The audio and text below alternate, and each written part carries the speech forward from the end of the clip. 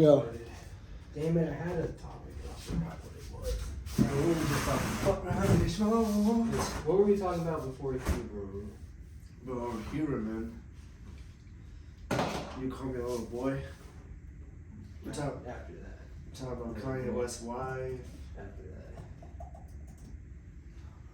I don't know. Fuck it. If it comes to my head, it comes to my head. Flat Earth, Antarctica. Let's go. Alright, y'all, what's going on? This is your boy Jorge coming to you live. Rather be fighting another episode. So we did our first segment for MMA. Now we're going to jump right into our comedy skits. Now we're not Kevin Hart here, but we got a couple jokes for you. So stay tuned for this one. And we, again, we have our host here. Mattress Matthew. Oh my God! Damn, he's in competition with Mattress Mac. Yo! Mattress Mac. I'm just fucking with you. You're my guy. We got one force banks inside of your stores. I love you, man. Don't mess with the mattress. Look, and Eric. Erection Eric. Because I'm so fucking excited for this podcast right now. Look under the table. Look under the table. Oh my! It's huge. Is that a breadstick? No, it's my breadstick. Oh Lord. Okay, that was. You gotta say one now. Are you going with George? Or you going with Jorge? What are you going with? Go ahead, say a nickname. George or Jorge? Pick one today. My nickname is Are we doing G or J? What are we doing? I should do G, right? G. Okay. G. So think of a thing that says G. Gay George. Yes, motherfucker. You better speak before I do. I'm on here. Shit. Oh, we got Gucci George. Gumbo George. Okay. I got a story about Gumbo. Oh, God. My best friend, his girl is like a sweetheart, and she thinks that like everything that they say is like genuine and like honest. He doesn't know that on New Girl, there's like the second episode or something. And if you've never seen New Girl, she's like Zoe Deschanel. She's super fine, and then she's in this apartment in New York, and they all kind of have their own room, and they share a bathroom. Well, she sees the guy, like the main male characters, the star male. She sees his dick because he like gets out of the shower, and then she's like, oh, and like she's her character is like so shy and so reserved that she like laughs. She's like, hey, and like she's just laughing out of nervousness. But he's like, why did she laugh at my dick? Like he's freaking out. Oh my God. So to like, by the end of the episode, to like try to restore this weird awkward balance, she like accidentally, oh no, you saw me too, and it's kind of like, she hides herself in like a certain spot, and then she's like, oh no, my towel fell off, and then like to kind of feel like, okay, now I saw you, you saw me, now it's not weird anymore. But she's going back in, and he's like, just go out, just leave me alone. And she's like, did you see everything? And he's like, yes, I saw everything. Just stop talking about it. It's already weird enough. We're good. Just please go. And she's like, even the gumbo pot? And it's like, she's talking about her stuff. The fupa? Yes. The fupa. And my buddy had been calling his girls area the gumbo pot. And she thought that like that was a secret inside joke. And she'd been saying it to people, like in front of people, and she didn't realize the whole time that was on a very popular TV show, and that like 80% of people knew about that show already. So she was pretty pissed, and now they can't say the word gumbo in their household. We'll walk in, gumbo, and he did. I'm gonna be like, Gumbo George is coming over for dinner. Just see how. Yeah. Hold on. They're not gonna know what to do with themselves. We got Mattress Mac, Erection Eric, and Gumbo George. Let's do this. Let's do this. I'm saying, man, look, I heard of the fupa. Do you know what fupa is, George? No, I never heard that before. Okay, here, I'll bring it up. Fat over pussy. No. Or fat over penis, both of them. That's how it works. No. Yeah, it is, bro. It's a fupa. Look at this. Fat upper pussy area, UrbanDictionary.com. It's you accumulate fat, but it's like right there. So it's like you got this little pooch. It's like the sack above your coochie or your penis. It's the fupa. It's fupa. Listen.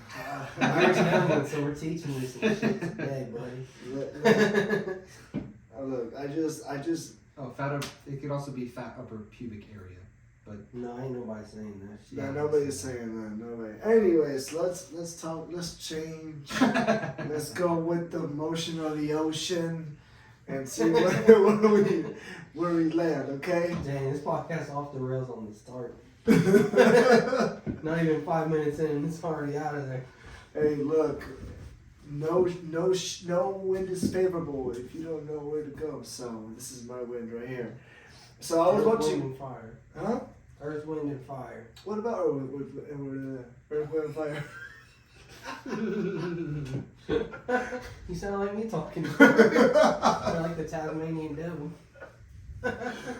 What about them?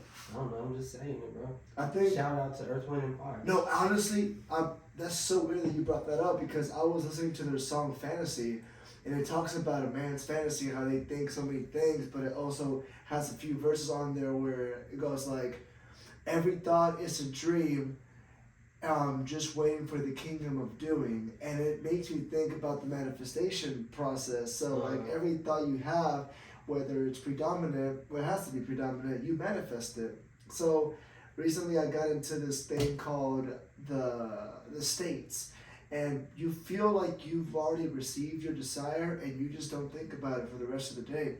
So one thing that plays a big factor is how natural you feel like you've already achieved your desire is how faster it will come to you through manifestation. So I've been practicing that. Like yesterday I made, bets for the fights. Some of them were my favorite, some of them didn't, but I was Did you win anything? I won little some, yeah, but Did it you win wasn't. your money back?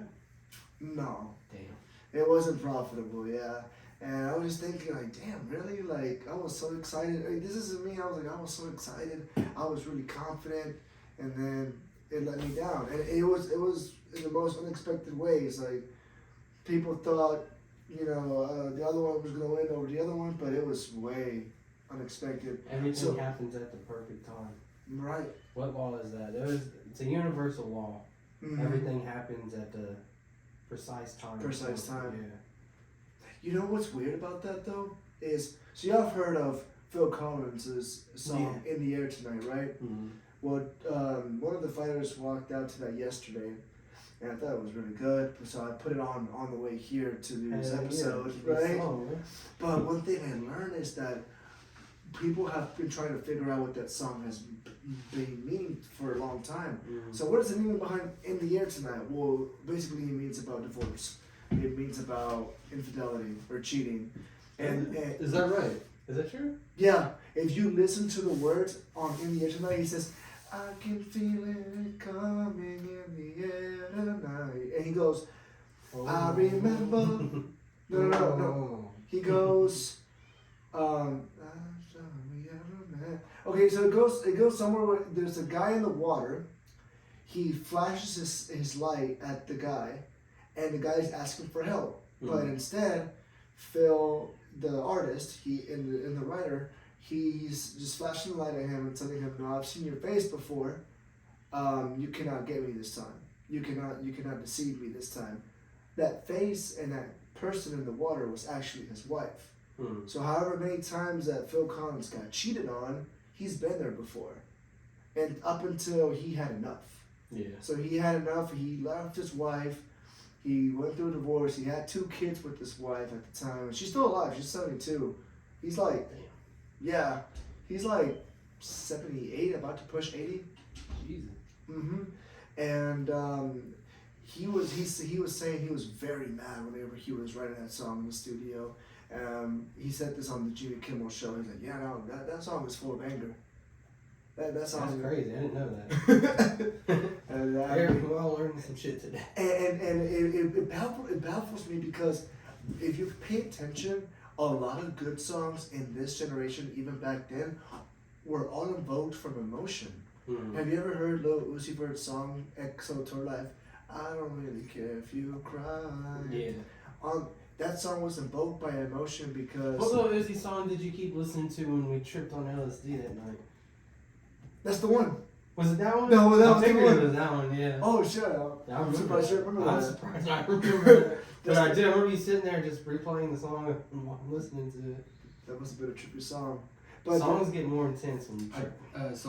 Along with the infidelity, it also says that Lil Uzi Vert's song was about suicidal thoughts, relationship issues, and betrayal. Mm-hmm. Guess how many times I've heard that song in the year 2021? Did you have like a Spotify thing where it told you? Rapped, yeah. Oh wow, how many times? Let's take a guess. Ooh. I just saw him do the F, so I'm Yeah, it's guessing gonna be a 400. 4. But like, you think high 400s or low 400s, Eric? Oh wait, it might be even more. It might be 5. 4,000. 4,000? Okay, I think like 450. 521. Oh, I got closer. But 521 times in 1 year.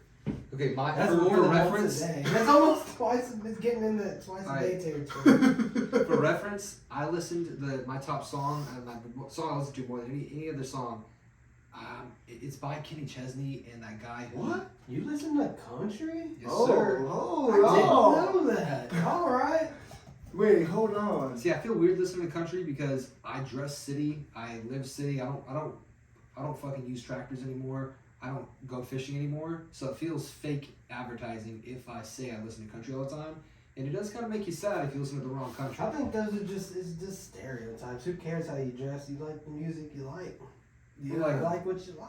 Yeah, I agree. It's not any of Kenny Chesney's big songs. He did a No a shoes, no thing. shirt, no problem. No shoes. It's no shirt. What's the song by Bob Marley? No. Every Little Thing's Gonna Be Alright. Yeah. That's the song he did with that other guy who sang that one song about the wine bottle. There might be a little dirt on the bottle. Oh. That one. Yeah, I know what song. So he did that. I listened to that song like 222 times. 222. So like that for reference, I listen to a song 222 times in a year, and I listen to it like every day on the way home from work. He listened to a song 500 sometimes. That's pretty fucking insane. He must have really loved that song. Man, he's listening to that like at least bare minimum once a day. I think because it just shows a lot of emotion, man. Like really, it's just. Hey, sometimes you just vibe with the But song. I'm not gonna sit here and agree with everything that's being said. Like he's talking about how overdose, like all my friends are dead. Now I realize what all my friends are dead means. All his friends is money, dead precedents. Yeah. And all my friends are dead. Push me to the edge. So push me to the edge was you have pushed me so far like to the edge. I'm not having this shit anymore. So I'm just gonna leave you like. Phil Collins said with his ex-wife, I'm just gonna leave you, and whenever you ask for help or you ask me for guidance, I'm not gonna be there. I'm just gonna flash a light at you and be like, "Who are you?" Or you know who I am. And then Lil Uzi Vert did the same thing too with this ex-girl Brittany. But yeah, he came out with a badass song that's going around on TikTok and everywhere. I just wanna, body yeah, that one goes stupid. You know who I fuck with? Who? That boy Young Gravy.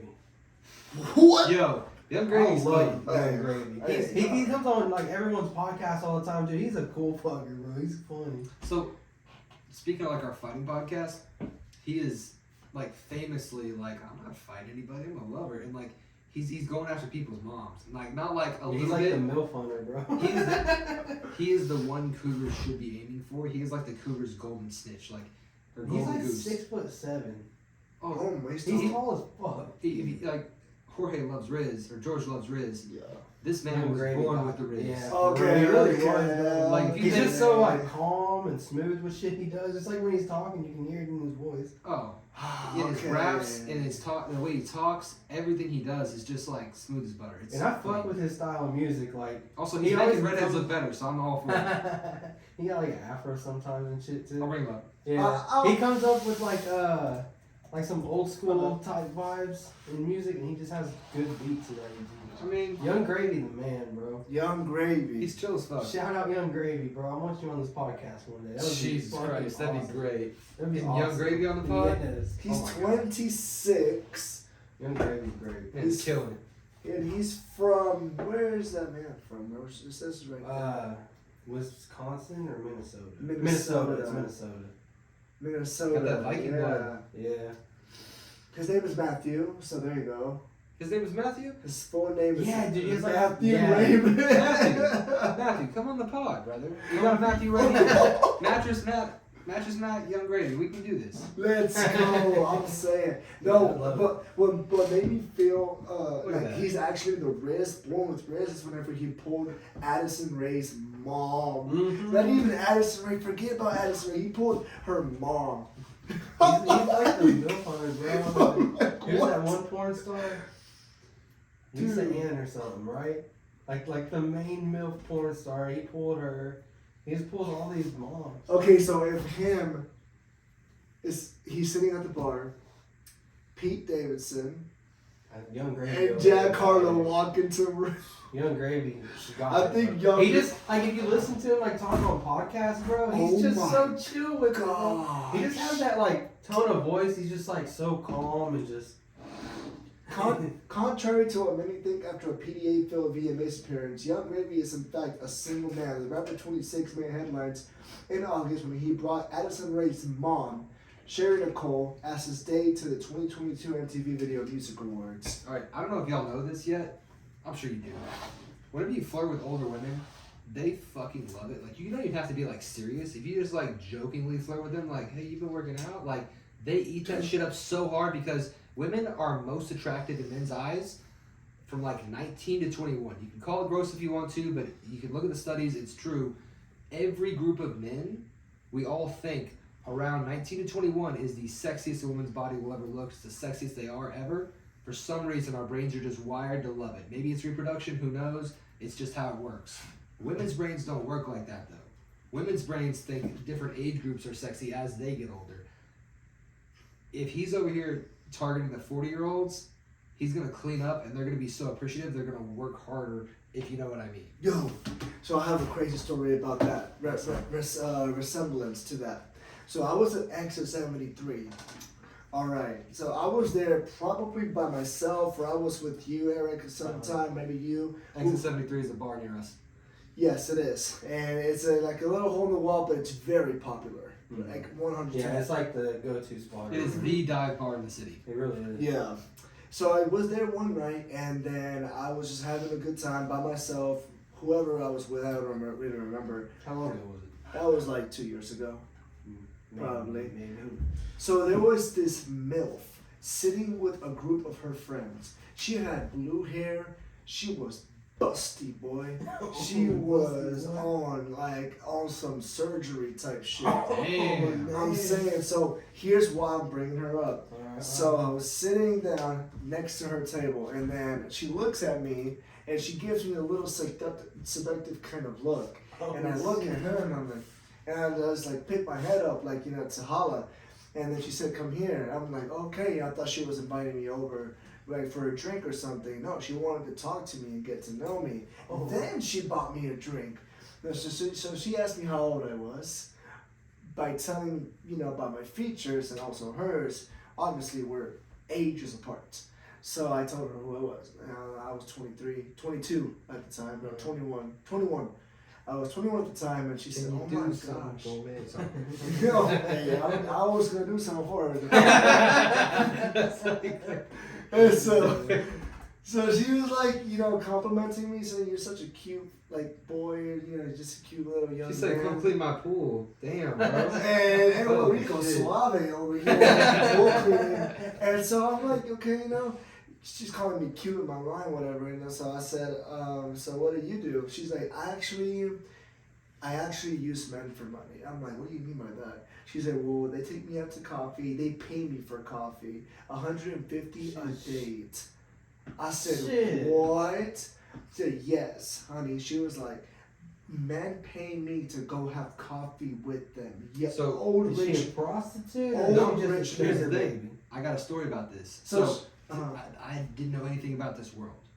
I was dating a girl, and the girl who she was roommates with, not the girl I was dating, but the other girl, she was a strip club dancer, stripper.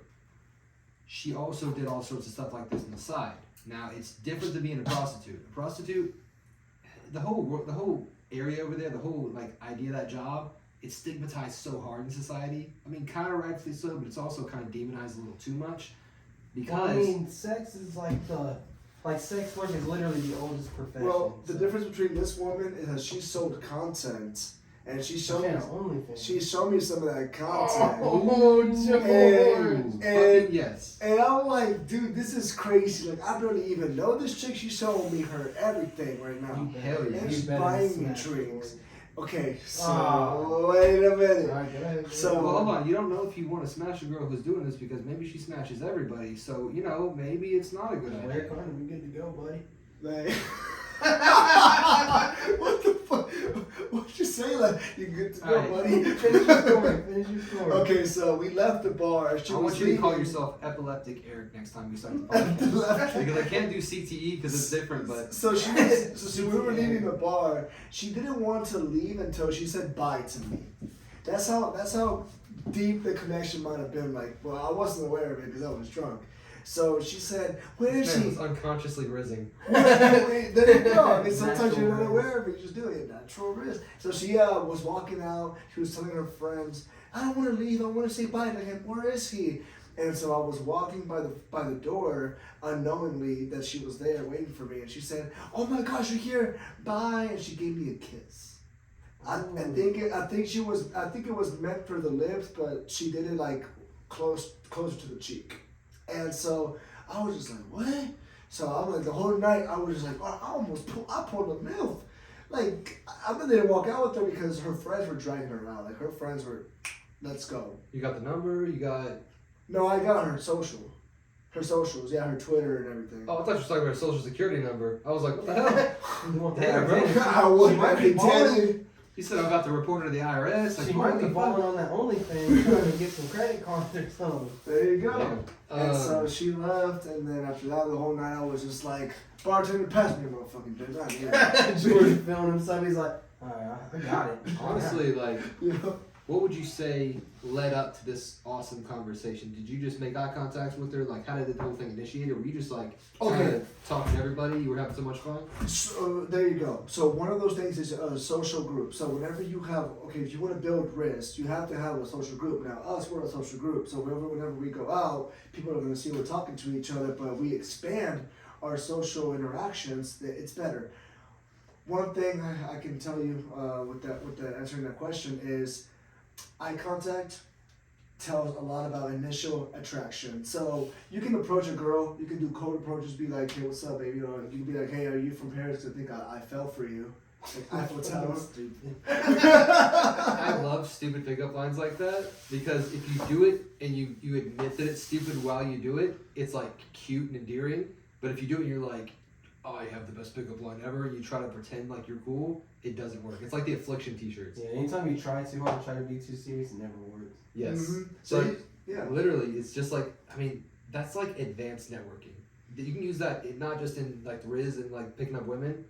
The more popular you are in any situation, the more likely people are to do business with you or talk to you or want to talk to you. Oh yeah, man. It's So, all it's all part of human nature. It's all part of our programming. We're like, so back then we used to have these things called tribes. You know, I was watching a video about that, and people were saying in the video, like the narrator saying, yeah, our minds are programmed to be part of a tribe.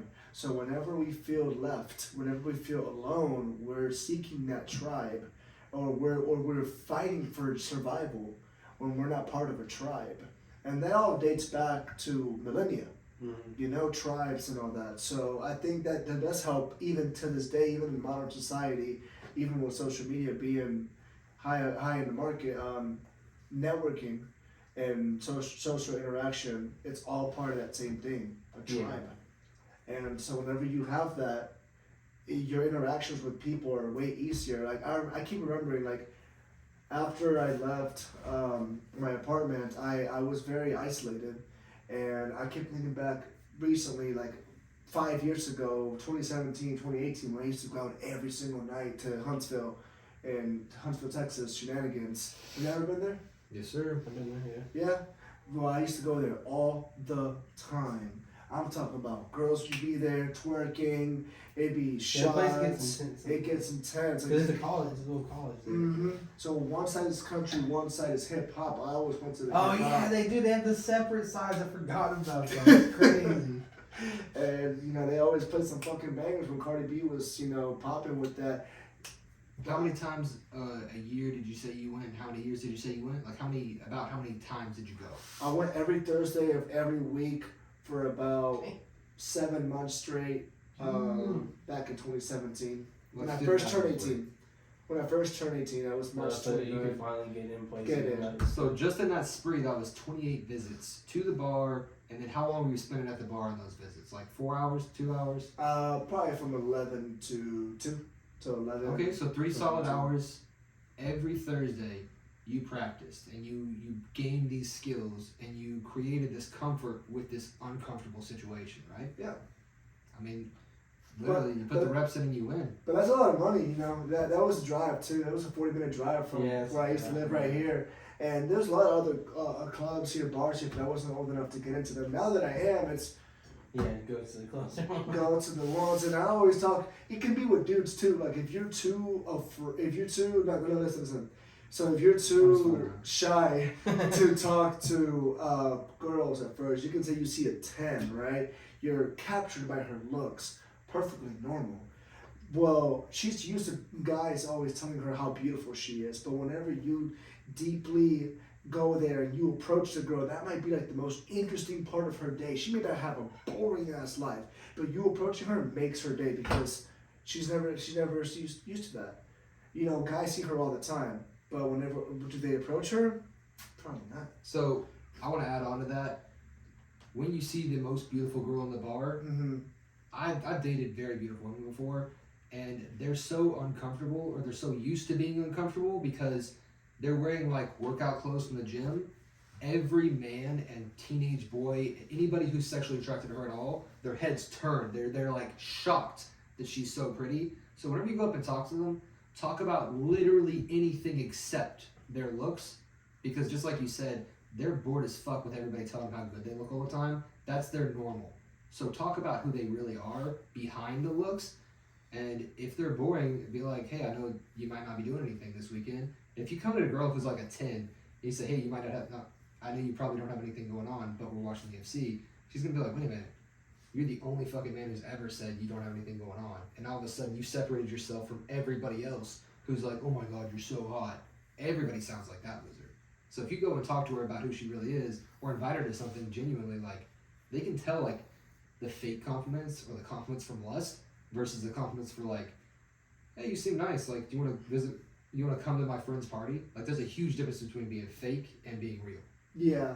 I mean, also a thing with pretty women is that they're not used to being told no. So whenever you're a man that tells her no, whether you're in a relationship or not, you're just getting to know her, that can come off as a high attraction to her whenever you tell her no. But don't be rude about it. Like, fuck no, bitch, or something like that. It's like, fuck off, you whore. Just be like, no, I can't do that. Or create space. Because space is, if a man initiates space, it's more like a masculine trait, if you ask me.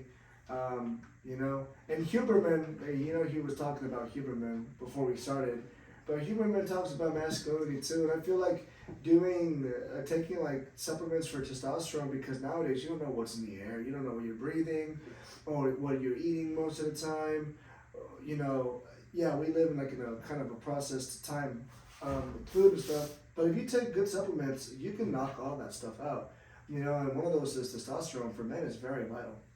Our sex drive. You need testosterone if you're a man. There you go. Trust me, coming from someone that had the testosterone levels as an 80-year-old man, it's night and day difference once I started TRT. Oh my God. Alright, you know how they do like the COVID disclaimers? I'm going to give like a just general health disclaimer as a personal trainer. I've seen a lot of young men using steroids before they need to. Do not use steroids until your testosterone starts to dip, then try it out. It's just like doing psychedelics before you turn 25. Your brain is still plastic. It can still move around and change without the need for psychedelics. Same thing for your body. If you push your body physically now as a young man, you do not need testosterone because you're already producing above average testosterone levels. Until you are a man at 25, don't even think about using steroids because you're just going to fuck up your endocrine system and hurt yourself in the long run. You can even lose the ability to get erections. So how good is it going to be if you're shredded and you get the hot chick and you can't even have sex with her because you destroyed your endocrine system? I'll put in my 2 cents on that. So from a man or person that has dealt with ED before, you know, that's true. Like, I've always thought about taking testosterone because of that. I even looked into pre-workouts to give me a pump before bed. You need like not pre-workout. Get like a nitric oxide. Nitric oxide, like yeah, from beetroot. Yeah, it's like It's like your little powder. You get it in powder form. It's like pre-workout. People mix it with their pre-workouts. A nitrous oxide booster is just like it opens up The blood. your veins and your blood can flow. And it flows better. Right. Yeah, and that's the reason why I looked into pre-workouts because I saw what they contain. But one thing I learned recently is that the proprietary Yeah. blends they may have 1/3 ratio of what you actually Yeah, when they need. put that, you don't even really know what's in there. They don't. It's like a cop out because the supplement industry is like real shady with what they put in there because it's not what FDA regulated or whatever. So you want to see FDA approved, and you can shit on the government for a lot of things, but they do a very good job of keeping us safe in our food and beverages and supplements. You got to see the approval on there because that's a lot of these. It kind of circling back to the steroid use. A lot of these things that people use are like black market, under the table. You have to pretend you have rats and you're feeding it to your rats if you ever get caught with it, because it's not approved for test. It's not approved for use in humans. If you're relying on something like that, kind of back up and say, okay, what do I really want out of life? Like, you're putting a little bit too much into your fitness goals if that's really what you're doing with your life. There are, tried and true proven steroids. You can look up Mr. Olympia's steroid cycle and then go to coaches who actually know what they're doing if you do want to take steroids, but try to not jump into something blindly without researching it. So I'm not saying don't do steroids. If you want to do that to your body, if you want to go there by all means. But just be aware of the consequences. A lot of people jump in thinking it's this miracle drug and it just fixes everything, and it doesn't. There's a consequence to everything. Yes, absolutely. Wow. It just pretty much helps. Like, tremendously helps. So if you never use steroids, it literally makes you recover faster.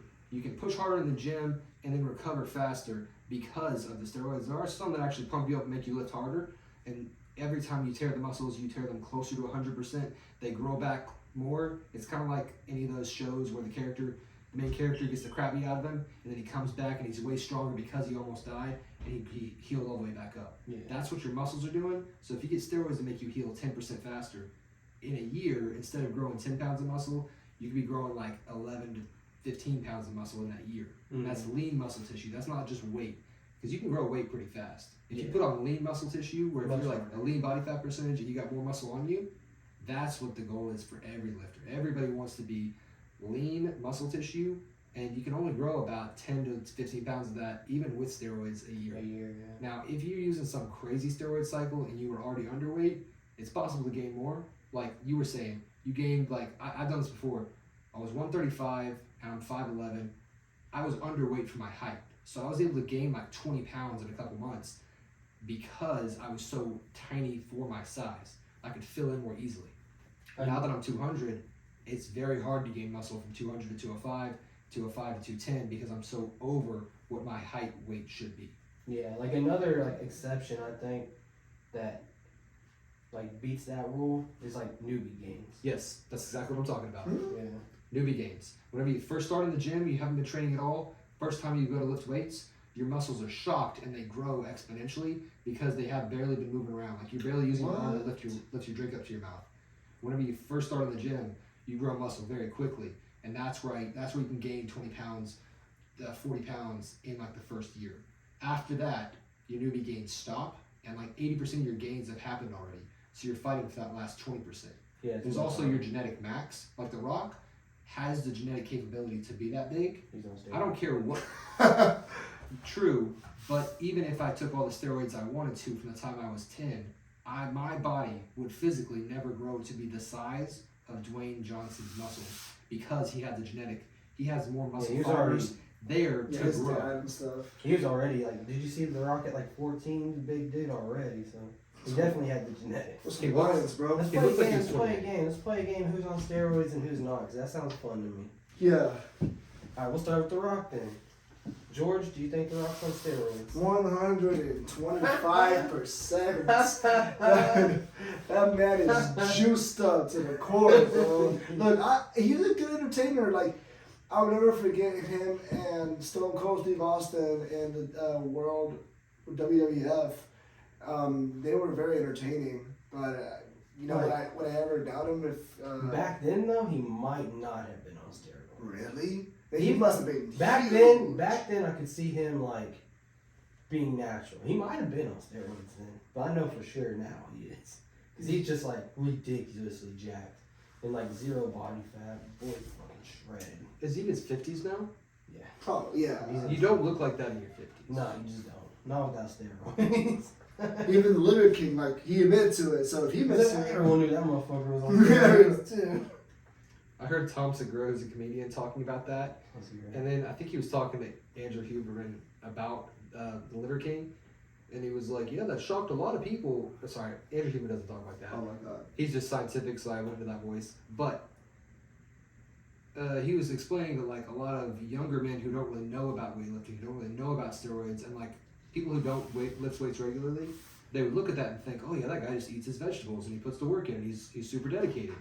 Whereas, like, people who actually have worked out before in their life, they fully understand, like, after a year of training, if you gain 10 pounds of muscle, you've done a great job. With steroids, you gain more than 15 pounds of muscle every year, and that's what he's done. And then Tom Segura was saying... 15 pounds of muscle in a cycle, dog. Yeah. So, what did he say? He said, yeah, I could tell he was on steroids because of my 2 eyes and looking at him. It is true, though. That is true, though. Well, The Rock, what about you? What do you think? Is he on steroids or... Yes, of course. Alright, so we're all in agreement. Who else is really questionable about steroids? Okay, the Thor, everybody, he has a fitness app, and this is where it gets a little fucked up. Like, the Liver King, he's profiting off of telling people, get your sunlight in the morning. I think he did some weird shit, like there's the 7 pillars of whatever, and it was like his sales pitch, and then he started selling supplements, and he started selling people, like, liver and little pills that you can take every morning. Or, like, if you don't want to take steroids, a lot of people I've seen, they'll take, like, they literally, like, they're killing cattle, they take the balls of the cattle, chop them up into a bunch of pieces, and then take the little piece inside of a pill, and you swallow it, so you're getting bull testicle in the pill, and that's, like, their testosterone, because I'm eating bull balls, so, like, I must be getting some testosterone out of it, right? That's the weird part of supplements you don't want to get into. If you're going to do something, go to your doctor, say, I feel like I'm too weak, I want to take a steroid, but I want to do it the right way. There's a right way and a wrong way to do it. You don't want to be eating bull testicles to try to get more testosterone. And going back to your question, The Rock, Thor, or Chris Hemsworth, Christian Bale, whenever he bulked up for Batman. See, I feel actors like this, I would say their roles, they did steroids. Are they, like, consistently on them? Probably not. I think 100% Chris Hemsworth has been on steroids since his first. Show me a picture of him. He What used about to be, Mark he used to be Wahlberg? very thin. Mark Wahlberg, yes, I believe he's on something, but I don't believe he's on the hardcore stuff. He's on, like, he could do, like, what Joe Rogan is He's doing. probably, like, on, like, TRT. above TRT dose. And let's explain TRT for people who don't know. TRT, you're replacing the levels that you need to get back to where you should be. You're not doing excessive amounts of steroids where you have to take estrogen pills afterwards to balance yourself back out. Really? That's what the steroid users are doing. TRT, like, let's say you're supposed to have 500 milligrams in your blood right now, and you have 400. They would bolus you 100 milligrams to bring you back up that 100 points so that you're right where you need to be. Steroid users test blindly. And let's say they're supposed to have 500, they'll have like 3,000 in their blood one time. The max TRT dose is it's 200 milligrams per deciliter or something like that, right? I believe. 200. 200 is the max. That's what I do. I do 200 to get peak. Anything over that, like 250 and above, that's like 200 a week. Okay, 200 milligrams, whatever a week. Yeah. And anything over that is pretty much steroids. So you see him before and then after. Oh yeah. Probably. You don't build that much lean muscle tissue while staying lean like that unless you're doing something. Yeah. So question. And that's another thing. People think that this is realistic, so the expectation for men has been blown way out of proportion. So it's way harsher on young men growing up. And that's where, like, the weird Liver King apology. It's the standard, what's like. Like, women are expecting you to look like Thor, so young men, or especially young men, are pushed super hard to be this unrealistic expectation of perfection. Unrealistic expectation for younger men because it's they're gonna think that's achievable without steroids when it's not. Now, they're gonna get depressed if they can't reach that if they work their ass off, you know? Yeah. Because they think they're not doing something right because they're not that jacked. Which, that's not true. So, question about this TRT. Is it supposed to increase free testosterone or up to total testosterone? All your testosterone levels. Huh? All your All testosterone of them? levels. There's 3 types of testosterone. You got enthate, cypionate, and what is it, acinate. I think. Man, I'm all fucked up. I take enthate. That's the only one I take. It's like a longer lasting one. You got your longer lasting ones and then your shorter acting ones. So enthate and cypionate are the 2 that they prescribe because it's a little longer. It lasts longer in your bloodstream. Also, if you're the way that the doctors, I've researched this before because I thought maybe I should do some TRT, and I really looked at it, and I didn't need it. I need to The get only more way to sleep. really tell if you need it is go get your levels checked. Yes. You need to get the blood test, and you also need to talk to somebody who's a trained medical professional, not just some bro science around the locker room. You need to actually go to somebody who knows what they're talking about. Just go get who's your not blood informed. drawn from like Quest like I did and take it to a doctor and they'll tell you if You know you can do it at Quest? Yeah. I'll do it at Their Quest. testosterone test, it's like $50. Oh, bet. I'll do it. Now here's the thing. I'll do it. If you want to increase your testosterone levels, I would just say try to do it naturally first. There are natural supplements you can take. Zinc, for instance. I take magnesium. Tomcat Alley. This is another thing about Andrew Huber.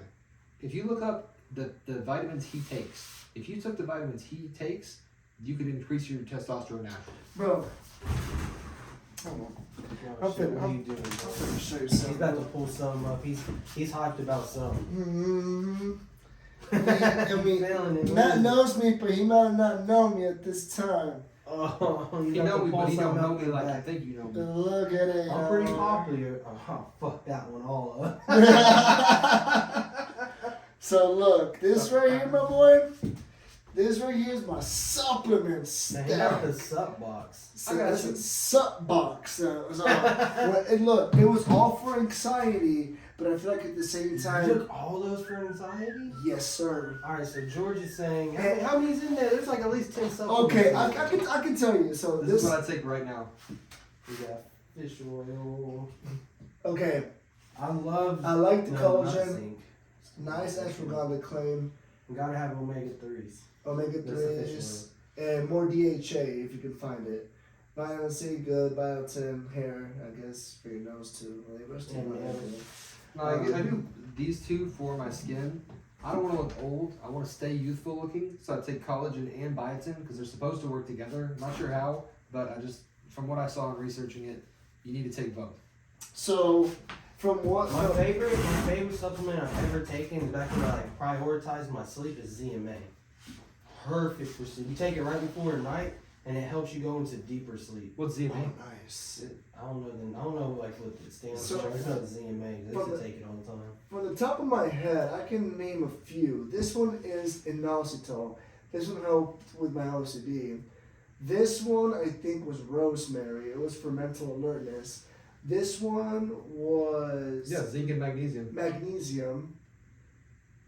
This one was a vitamin B complex, I believe. That was NAC. I know that was NAC. That was probably spirulina. Spirulina is like an ocean plant. Mm-hmm. Spirulina. And I think this one was DL-phenylalanine because the phenylalanine is for dopamine and for endorphin, so you're more immune to pain physically too and emotionally because it helps with depression. Yeah. So it was awful anxiety, bro. My buddy at work Man, it's crazy. gave me a book that is literally titled "How to Break Up with Your Phone," and that's helped me out a lot. Like I was feeling sad, and then I realized anytime I would feel sad, I would be like, "What am I doing?" And I'm just kind of sitting here and let me play my phone. And the major apps you go on are the Instagram, the Facebook, the Snapchat, and all you see is everybody else having fun and everybody else succeeding and getting their job promotion, or they got hired at this great company, or they got a new car. So all you see is the best because those have the most likes. People don't like liking depressed posts. So everybody else who's sad doesn't post, or they post and then nobody likes it, so you don't actually see it. Yeah. So a big thing for me about not feeling sad is just not looking at stuff that could make me feel sad when I'm down. Because you know you have good days, you have bad days. It's You good gotta to fluctuate. It's good to look at it when you're on a good or like a better day because you can use it as inspiration. Also, But if you're feeling down and depressed, it's not good. I ruined one of my days earlier. What's up? I know you're good. It just went on. I just closed it back on. Okay. Have you ever thought about self-talk? What do you mean? So like speaking your words out loud, not just keeping them in your head. Cause I was working Uber, so it was like 2, 3 in the morning, and dude, I just felt like a wave of depression hit me. Yeah, I get them here and there. I got them sometimes after we left doing episodes and stuff. Mm-hmm. But one song that really puts you into like that deep mind is called "Summer Madness" by the Kool and the Gang. And you know how we were tripping back then, and you're like listening to the songs and you just feel the song more and more, the melody, the lyrics, everything. This has no lyrics. But if you listen to it just has that vibe to it. It has that vibe, that music. Because vibe. music is vibrations, and your body is like made out of vibrations. So if you get a line on the right vibration, it can change your mental state. And it's exactly that's what music it did. is. Listen to Summer Madness, Summertime or Summer Madness, by Kool and the Gang, and just pay attention to it. Like notice every key that's being hit, every synth that's being touched by that sound, by the music. There's no lyrics, but it's you ever heard Celebration? That's the they made that song too. Oh, they made that song too? Mm-hmm. That song go hard. Mm-hmm. so yeah, summertime or Summer Madness. I feel like I've heard it before. I'm gonna listen to it after this. Yeah, man. Just to see if I do know it or not. Is that the same as that song? Celebrate good times, come on. Yeah, that song? that's the Okay. one. They made that. Yeah.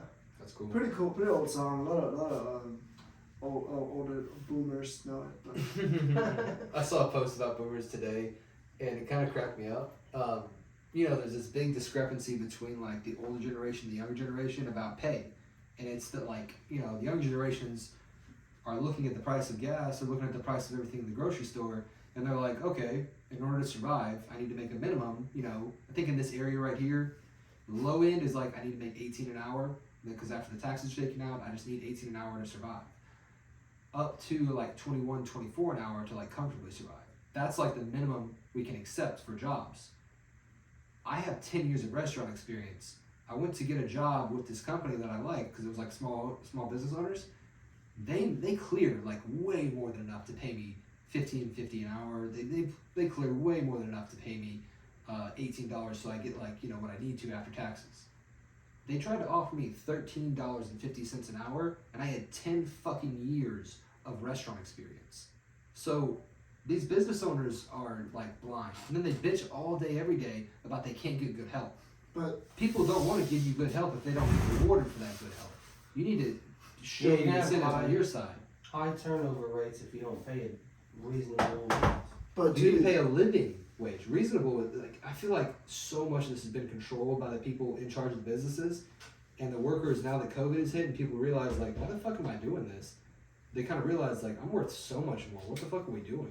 And the workers kind of like this boiling pot. It finally boiled over, and people are saying, I'm worth what I'm worth. Pay me or I'll fucking leave. And all these businesses were like, we can't find good help. It's like, no, you can't pay for good help. You're too greedy. At some point, business owners and stuff got real greedy. Like, obviously, yes, you have to make a profit, 100%. That's how you keep your business alive.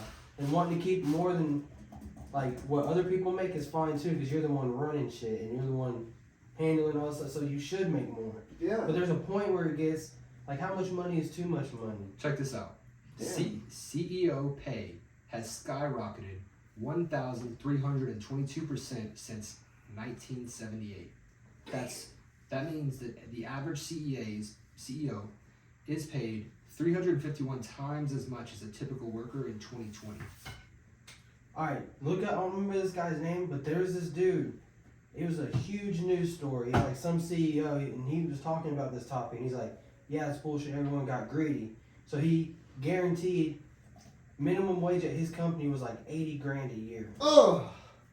And he paid everybody, no matter who they were. They got who is that guy, bro? And I think his business is doing really good. He has high retention rate. I think they only work 4 days a week.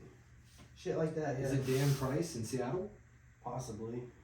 So this one is 70,000. Is that right? Yeah, that might be it.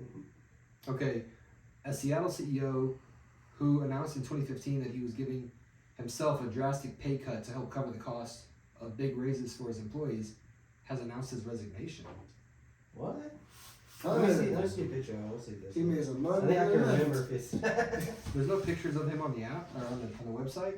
It's just a bunch of words. It might not be him. I don't know if it's him. It might be. I don't know. I remember hearing that. If it's story. Dan Price, I can pull up a picture of him real quick. Give me a Yeah, chance, look at the picture. Give me a time. You vibing, bro? Bro, that's Phil Collins' song. I do think that's him, actually. Okay. I believe that's him. Yeah, he knows he could hire me. I was granny. 70. So, okay, still quite a lot. I make 70 grand in a week. Oh, hold on there.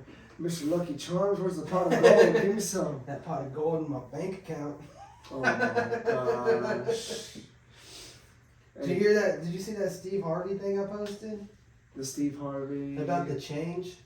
Because, like, Steve Harvey's real big in the law of attraction and shit, too. Oh, really? Yeah.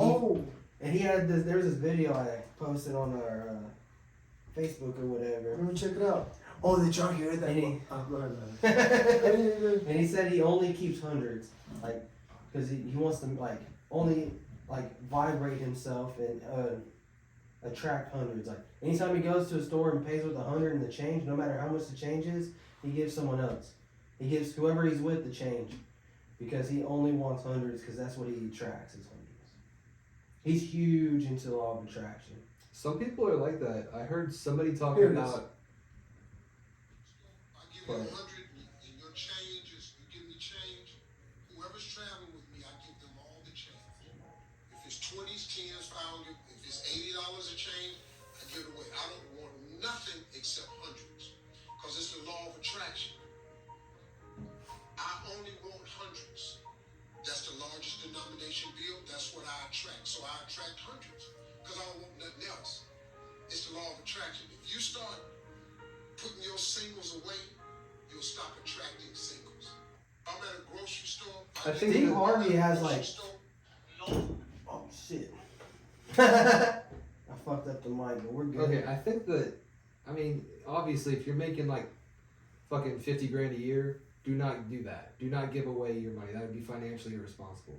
I think what he's trying to get at there, I see Steve Harvey post a lot of like Instagram inspirational stuff, and I have to scroll past most of them because I see what he's saying, and I know from experience that shit won't work in real life. I love him, but he says some silly shit sometimes, and I think that's like, he's saying the right thing. You need to attract what you want. You need to think about abundance of wealth and not really stress about money. You need to think like that, but you also have to live in reality too. Times are hard, and they're potentially getting harder in this next like recession. You need to be financially responsible before you need to do all that. He's I not think- saying give it away. He's saying that's what he does. And you could do like I think people a are gonna see version that of and that. be like, "I'm gonna do what he does," and they're You gonna could fuck do a up. version of that though, like instead of giving away the change, just put up the change and save it, and don't even worry about it. Like somewhere you don't even think about it, Yeah. and it's I've there been if you end up told needing to. Put it up way. Put it It's like away just where like you in don't a see it. yeah, like a savings. Well, spot. and there's a thing too. Everyone keeps talking about this recession, but like, honestly, you attract what you pay attention to, and what you give your dominance your thoughts predominance. So if I don't pay attention to that stuff, if it affects me, it don't affect me. But so far, it's making money, chasing papers, all I want to think about doing, and that's what I'm gonna keep doing because subconsciously it's my reality, even if it doesn't apply to somebody else's. Oh, the law of attraction is for sure real. There's just no way you can't say it. It's like, yeah, I think that's one thing that all, like, if you look in history, all conquerors and, like, greats and shit, that's, like, the one thing they agree on. They all use the law of attraction because they all had, like, a distinct goal, and that's all they thought about. And they end up overtaking countries and shit like that, you know? That's crazy. I mean, you look at NFL players, the quarterback is so ridiculously confident at times, but then you see them like they went on a losing streak of like 5 games, and then they end up pulling together at the end because everybody just sees them and they're like, why the fuck does he still think we're winning? Like, we lost 4 games in a row and he's still like run left, and it's just like he says it with such confidence that he knows I'm going to be open. So, like, I guess I'm going to run this route really hard. Then all of a sudden you get that little bit of momentum and it keeps going. Mm-hmm. Welcome in. Hey, Hi. Welcome. what are you doing? Saying hi. Hi. Hi. So the football player goes to the right, but Russell Wilson, right? He is shorter than average for quarterbacks, but he's still successful. I saw, they did the mic'd up things for NFL. They put a little mic on your uniform, and you can hear everything crystal clear what the quarterback is saying to his people. He goes down on one knee, and he's looking at all of his players, and he says, I need you to run to the right, and I'm going to throw you the ball. And then he looks at his next receiver, and he 100% believes him, looks into his eyes, said, I need you to run straight ahead, I'm going to throw you the ball. And he fully believes he's going to throw each one of these players the ball. Only one's going to get the fucking ball. But he says it with such confidence that they all believe that they're going to get it, so they genuinely run their route. Because if you have the one guy who, they're going to throw it to, the guy on the right? They're going to throw it to number 80. If everybody else knows that they're not going to get the ball, they're going to be like, man, I'm tired. I'm not going to run this route legit. I'm going to kind of half-ass. And the defense is going to sense that if they're on point and they're doing their job, they're going to be like 80's taking off like a lightning bolt. Everybody else is half-assing it. So everybody's going to run over that guy, and he's going to drop the ball, or the ball's going to get picked off. Yeah, that's why I think it's so important for the leaders of a team like that to keep that energy, because your team's just going to follow whatever energy you're bringing. Absolutely. Honestly, and I want to put this in too as well with what y'all were saying. Yeah, tack it on. Yeah, like the add-on for that is, even if you want to attract something and you fell at it multiple times, it's okay to have doubts, and that's one thing they learned. It's like, I was afraid of doubts. I don't want to doubt my ability. I don't want to doubt not winning the lottery. I don't want to doubt, hitting the jackpot or anything, or starting the business and becoming successful. I don't want to doubt that. I want to remain as confident as I can till I achieve that. But doubting is not bad. You can doubt something, but don't indulge in that doubt. Don't keep thinking those thoughts. Exactly. Don't go down that pathway. There's this guy, his name is Neville Goddard, and he went to Abdullah, which is his mentor at the time. This was back in the early 90s. And he said, I want to go to Barbados. I see myself in Barbados, which is an island, some Pacific luxurious island. And Abdullah said to him, you are in Barbados. And he's like, the fuck are you talking about? No, I'm not. So he doubted himself in that moment. Well, the next day he woke up and he got a mail. And the mail said, you have a 3-night, 2-day stay for Barbados. And he couldn't believe it. Because he doubted the day before, but he got his manifestation the next day. So it goes back to that, 4 games being lost, but Russell Wilson was confident. All right, man, we're going to run this game, we're going to run this play, let's do it, and watch it. Just watch it. Yeah. I still buy my lottery tickets, I still got them. Yeah. I stick with that forever until it hits. But about that, y'all heard about that one lady who hardcore uses law of attraction and manifestation? She's won over 1,500 contests. Huh? 1,500. She's won houses, trips, cars, What money, the hell? all that shit. That's not witch work? Witchcraft. Hey, maybe manifestation, law of attraction is witchcraft. Okay, Helen Hadsell, the woman who won thousands of contests. Her technique. Helen. Ellen? Helen. Helen, yeah. I guess there's a pop-up blocker or something. It's all blocked out. Reminds me of Ellen DeGeneres. Yo, she fell so hard. Huh? Did you hear what she did? Wait, what did she do? Ellen DeGeneres? What she Fell do? off? So you know how COVID hit and everybody had to lay off their people, right? This bitch. Oh. So she fires everybody, just like every company had to do. They were like, okay, we need to lay you off, apply for unemployment, you're gonna get by, and then we're gonna reopen our doors, right? She didn't reopen her fucking doors, and when she did start recording again, she didn't hire her own people back. She hired other people and paid them to do the recording for her at her own house. She already screamed in her employees' faces. She treated them like absolute shit. She was the worst manager you can imagine having. She was the worst boss to work with because she screamed at you and made you feel like an idiot, according to testimonies of these people after they got stabbed in the back by her. Then, after doing all this shit to them for years and firing them, unceremoniously fired him whenever COVID hit and everything got shut down and quarantine was activated. Mm. She opened up recording in her own house and started it up again. Like she was like her and her wife Portia. They were both doing like a show. She didn't hire her own fucking camera people back. She didn't hire her own sound people back. She didn't hire anybody on her staff who she just laid off ruthlessly. And then she posted up in her fucking mansion and just said, "Oh yeah, fuck all y'all. 10 years of service, go fuck yourselves." And just had her new recording people come in. And then after they got stabbed in the back, that was like the straw that broke the camel's back. Everybody came out with these stories, and it was like, she screams in our faces. She's extremely rude to us. She's demeaning. She's a terrible person. Yeah, when she goes on show. And And you even see, there's an interview with Dakota Fanning, the chick who was in 50 Shades of Grey. Mm. She calls her out because Dakota Fanning is like, if you want to see like, not toxic femininity, not like feminists or fucking like a real feminist, a woman who like should be admired by other women. Like little girls should look up to this actress because she's got morals and she holds her ground and she doesn't bend on shit. The way she talks to Ellen is interviewing her, and then Ellen says, "Oh yeah, you had the birthday, you should invite me." And she's like, "You actually said that last time, and I did invite you, and you didn't come." And she was like, "Oh yeah, I had the thing." She's like trying to keep the show funny. Mm.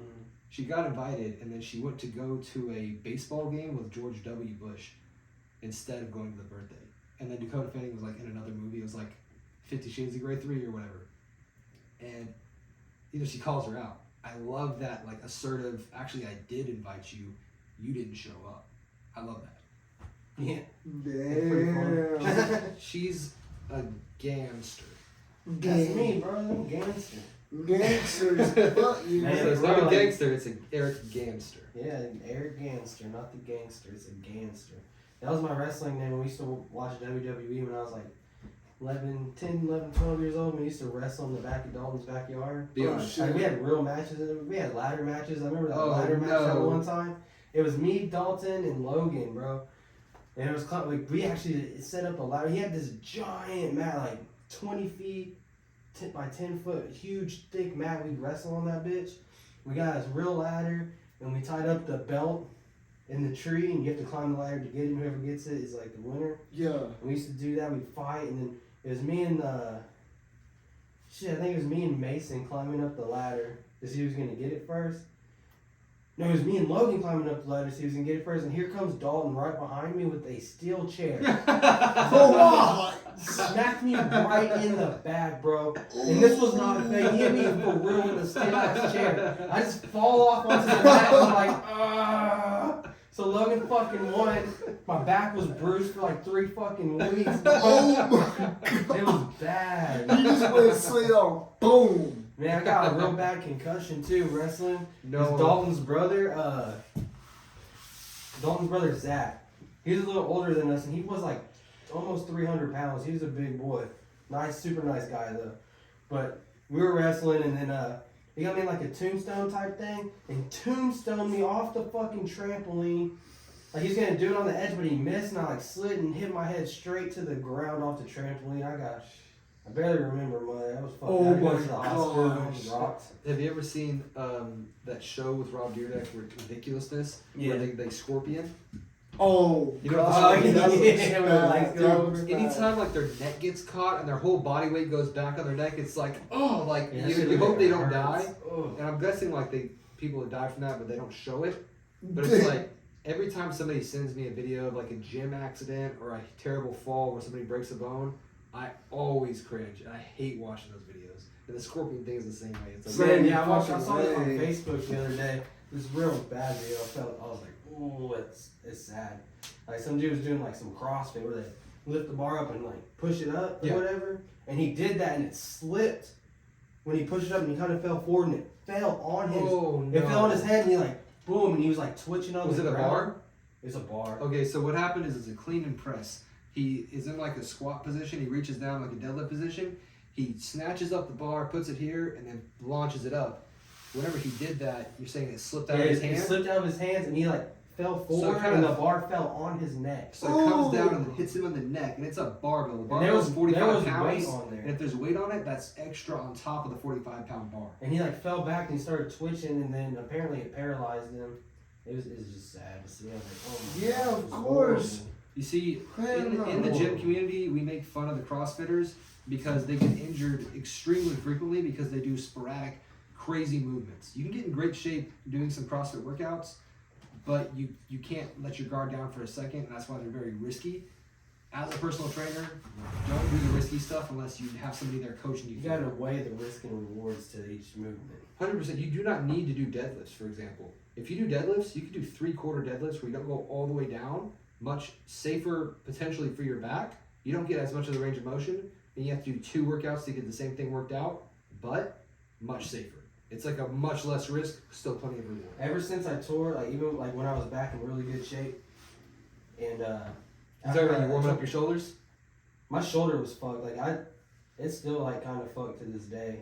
Hey, I every probably time. need surgery on it. I haven't got them and like seen what's wrong with it, but like normal day stuff. But when I went back to the gym for a little bit after being off forever, I could feel it again, like instantly. Oh Like, shit. I don't know what's wrong with my shoulder. I probably need surgery or something.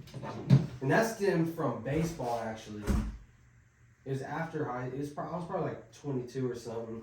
Oh, so you were in baseball, huh? Yeah, when I tried out for the Astros and the Royals and shit. Yeah. And we were practicing. I don't remember who I was with, but I was playing center field at the time. And I was running to get the ball. And you know me back in the day, I was crazy. I'd be like diving all over the place. I was athletic. Still am athletic. I'm just like Kung Fu Panda right now. Panda athletic. But anyway, I was like running full speed to get the ball, and I wasn't paying attention, and rammed shoulder first straight into the fence, like this hard ass wood fence. Ooh. I probably tore something in my shoulder, and it's never been the same since. And I was when I was like 21 or 22. That was like 8-9 years ago, and it still bothers me to this day. So you most likely tore something, never recovered it, and there's a lot of scar tissue in there. From what I know about it, I'm not a rehab specialist, but from what I know about it, you've got to take one of those really hard pointed massage guns. You know, little guns that you hold, it's like a little trigger. Yeah. Oh, It goes in yeah. and out like this really So- fast. You don't use the ball, you use like a metal piece or like the plastic piece that's like shaped like this or shaped like this. It's just gonna hit. You have to massage it out, and what's gonna happen is your body's gonna slowly break down all that scar tissue, and then you've got to do really lightweight, like 2.5 pound dumbbell or just your arm.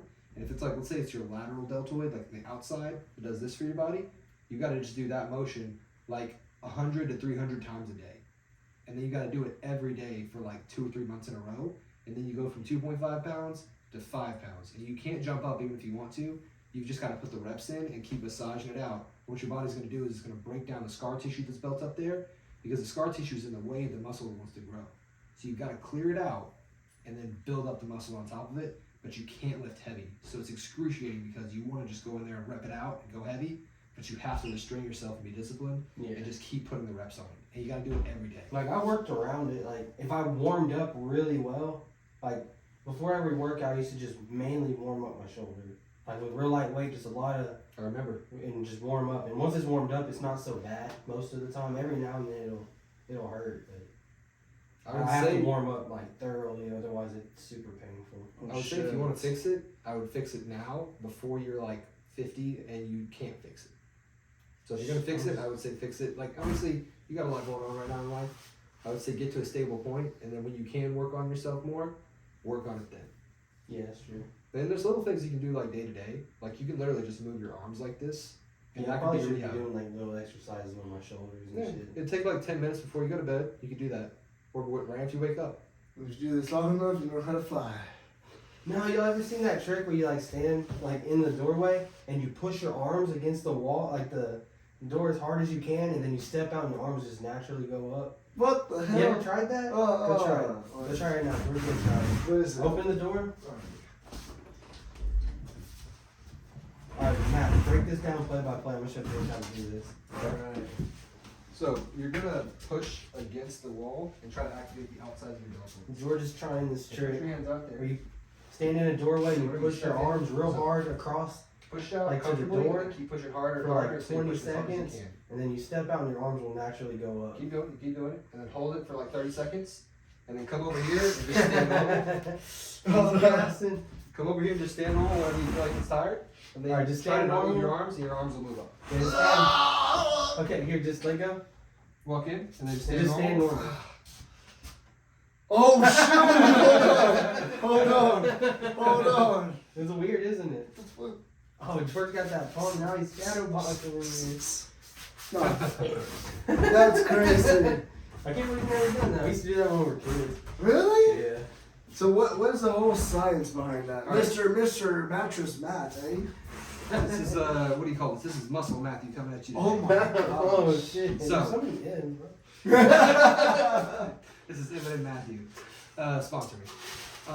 What you gotta think about is the way your muscles are activating. The muscle fibers get tighter and pull closer, and that's what's happening whenever your arm moves. All of your muscles pull. So to move my arm back down, I have to relax this, and then something down here in my back pulls my arm back down. All of your muscles pull in every direction. None of them push. So a pushing motion is like this, but even in a pushing motion, your muscles are getting tighter. So while you squeeze outward, the muscle fibers on the outside of your shoulders that pick your arm up are squeezing, and they're getting used to this new stimulus, and they're getting used to this new level of force. And it's like they think that's gravity. So because you did for so long, your body is like, okay, we just have to activate this much force. So when you come back out and grab the block isn't there, the weight isn't there, your muscles try to get tighter again to go back to what their new normal is, because your body adapted that fast.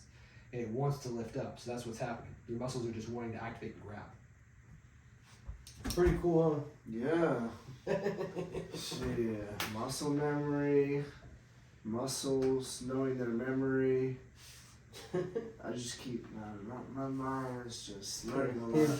His mind is blown right now. So it's actually called isometric contraction. There's 3 kinds of contraction you can do when you're working out. And this is why everybody tells you, don't just throw the weights around in the gym. Explode up, pause, and then come down controlled. So you work the muscles out 3 times per rep. Exploding out is called, I think, concentric contraction, which is when your muscles are squeezing. Isometric is where your muscles are holding the weight out. So if you pick up 2 dumbbells and you just hold them right here, that's isometric. Plank is isometric because you're holding it, you're trying to stabilize.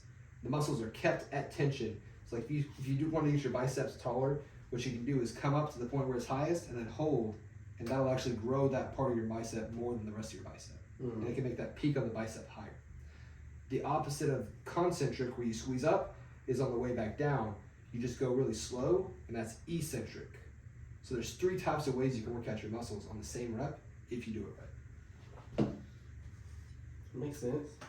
It makes a lot of sense because whenever I see girls at the gym, I just want to go up to them and muscle them. Excuse me, ma'am, do you need squat help? Okay. Be careful of that muscle in your pants. What is that called? That's called the child support muscle. Oh my lord. No thanks. Oh my lord. It's called the no sleep muscle because you have a kid, you ain't getting no sleep for a while. Oh god, dude, this whole week was rough, man. It's just, I was constantly going to bed at midnight. I have to be up at 4:30 in the morning, dude. I used to do that back in the day. I can't do that shit no more. Oh my gosh. I'm too old for all that now. Dude. It'll wear you out, man. It'll definitely wear you out. That's why. Sleep's important.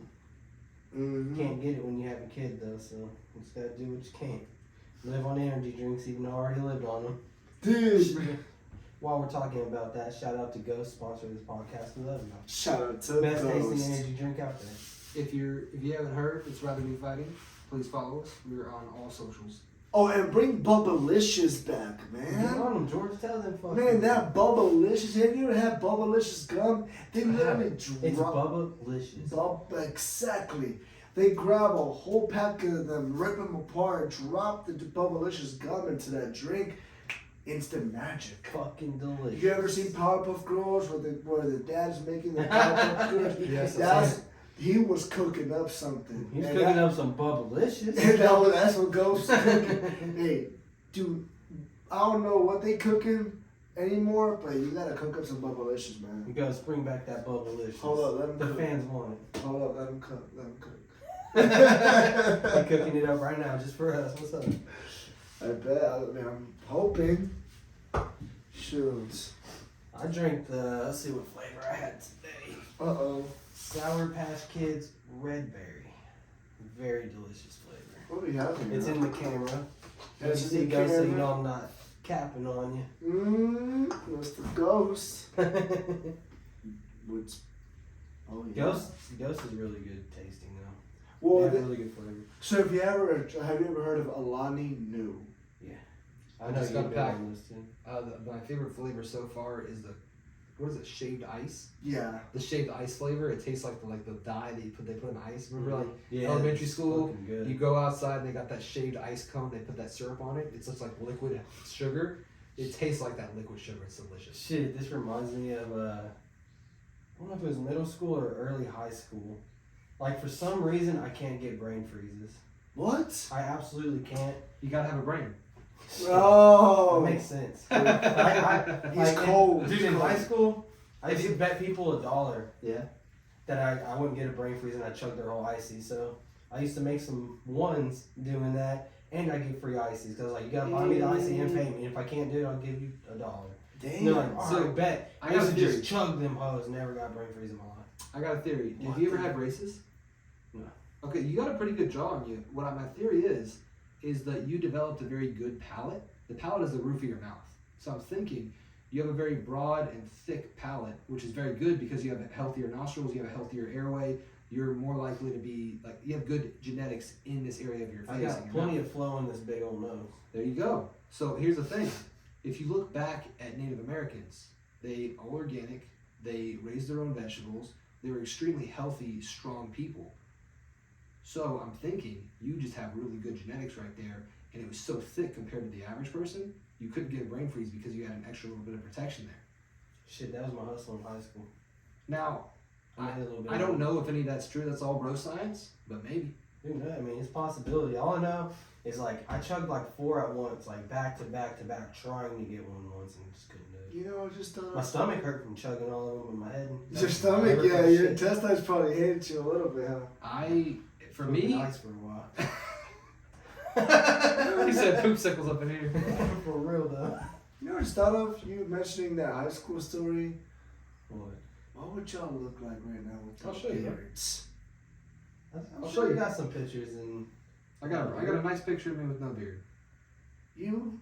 I don't know. Like right now, just like imagine. dude, the last time I didn't have a beard, I was like 17. Damn, So I've had a man. beard like literally almost half my life. Almost. That's crazy. Yeah. I'm just looking at yeah, because in high school I didn't have a beard. I was like, fuck man. I know there's a picture on my Facebook where I didn't have a beard. I was pretty young.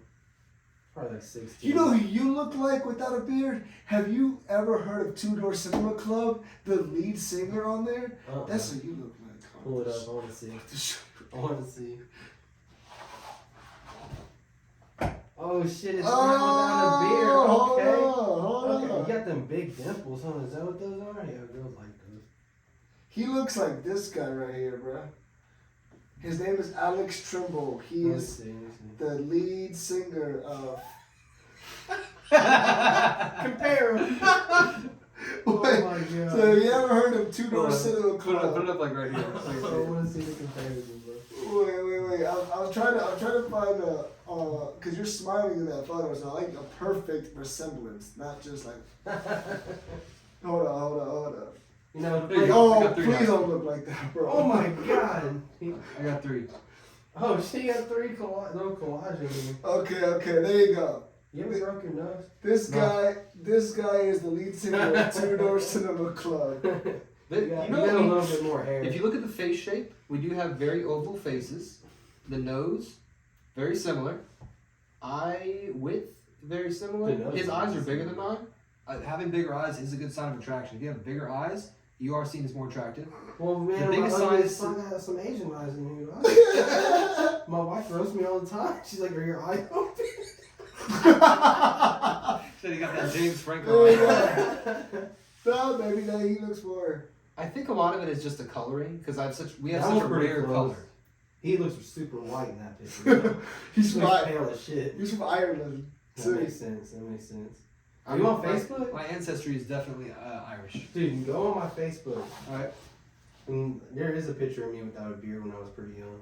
You don't look bad without a beard. Everybody shits themselves for like the no beard then, but like you just gotta have confidence. Like people do look good without beards. It's all about how you like So you ever heard of portray some? yourself with it. No, I won't play it. But What? it's called What You Know by Two Girls Cinema Club. They were rising in the early 2010s. Yo, is that Tracy McGrady? Yeah, I Yo! saw Tracy McGrady at one of the fights once. Oh, It was some like local fights in Houston. I saw him up there. Yeah. That's T-Mac. For anybody who doesn't know, he scored 30 points in like 31 seconds. No, what was it? 18 points in 31 Yeah, seconds? something crazy like that. And we were losing to the San Antonio Spurs, and he just goes off and hits 3 after 3 after 3, and gets every foul call, and then we end up winning by like 1 point. And it was the most incredible thing you've ever There's seen. me and Josh Thompson squaring off. That's fucking dope. Oh shit. He has Can you take your risk. risk? I think He the has picture risk. without the beard, it was like at the Astros game or something. All I see is you with a beard, brother. Let me see. Let me see if I can find it here. Those were the times, man. Times where everything was. I don't think it was a profile picture. Oh my goodness. I will say, if you want to have like a clear looking jawline, oops, I'm caught. What happened? My He's shirt stuck. got stuck. He's stuck on the chair. Give him the chair. That bring back flashbacks. You feel like you're gonna get hit by some 12-year-old. No. So if you want to have like a more defined jawline, if you lower your body fat percentage, like just get thin, you will have a cleaner, more cut jawline. Like you know that neck fat that everybody has. 45% of our population is obese right now. Like America is not doing good, and we think it's normal because everybody's just getting fatter and fatter. It is not okay to be obese because your heart is getting stopped by fat. Like, I don't care what your perception of beauty is, you're hurting yourself. Please get better. Just do a little bit. You don't have to do anything crazy. Just do a little bit every day, diet a little harder every day, and before you know, you'll be going to the gym 3 times a week, you'll be eating clean, and you'll be living better. But if you get your body fat lower, you'll have a cleaner, more cut jawline and more defined. Never mind. Okay. I'm retarded and didn't know how to scroll. Whoa, the R word. The hard. God! Oh my god. Georgia too hard. What are you What'd trying you to say, pop a B? pimple? B. Pause, bro. Let's break down what happened there. Let's break it down. Eric just told George, you're too hard. What is he cooking, bro? Take that how you will. Don't let this man cook We anymore. got eccentric Eric on the podcast, and he was calling himself Erection Eric, and I think I know why. Oh my god. Oh no. Did you hear about Blueface's girlfriend having a baby and he's saying that it's not his? Ooh. Dude. That one chick? Yeah, Christine Rock. No. Look, here it is. Alright. That's me without a beard.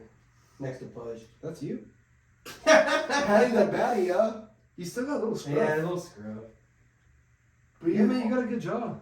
you've always had a Thank you. beard. He was I born guess with I was it. born with one, bro. I got hair everywhere but the top of my head. But you had hair too. You had head hair.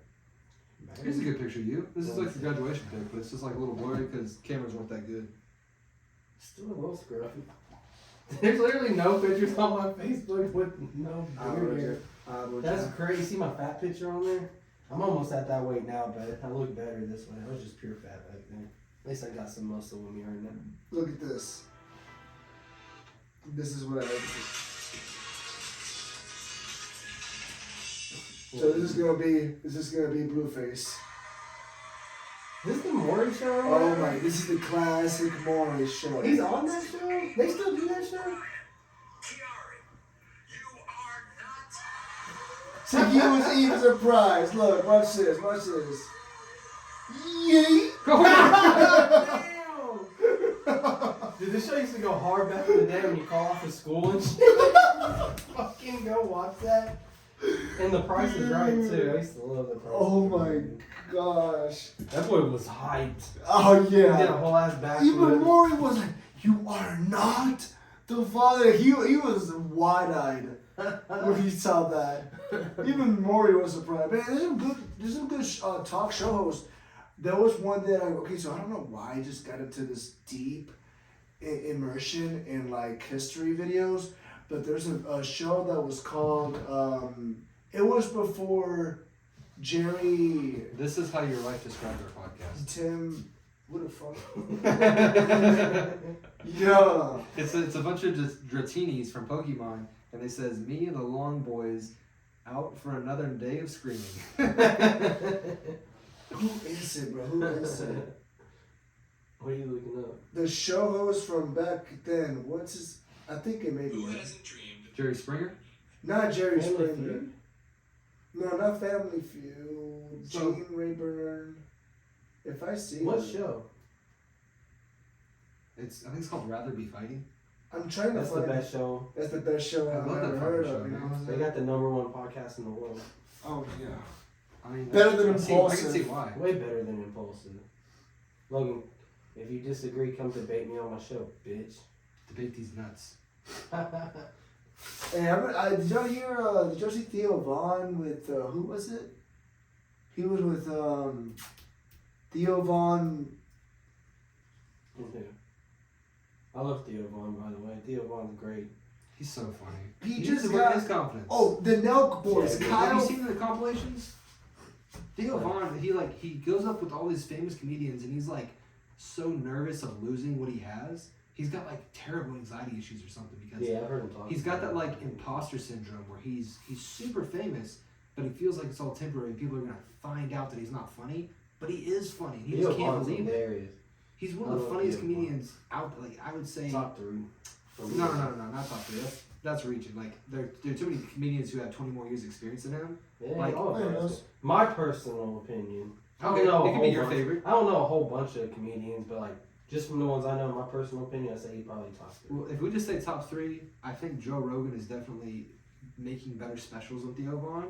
I would say Dave Chappelle is also making better Dave specials. Chappelle probably #1. That dude's fucking hilarious. And then I also think Tom Segura's got more experience in the game and Tom he's making better Segura's specials right now. Who's that other guy? Bert Kreischer. Bert Kreischer, dude. He's fucking hilarious. I He- love Bert Kreischer. Have you seen him laughing about Kool-Aid? Uh-uh.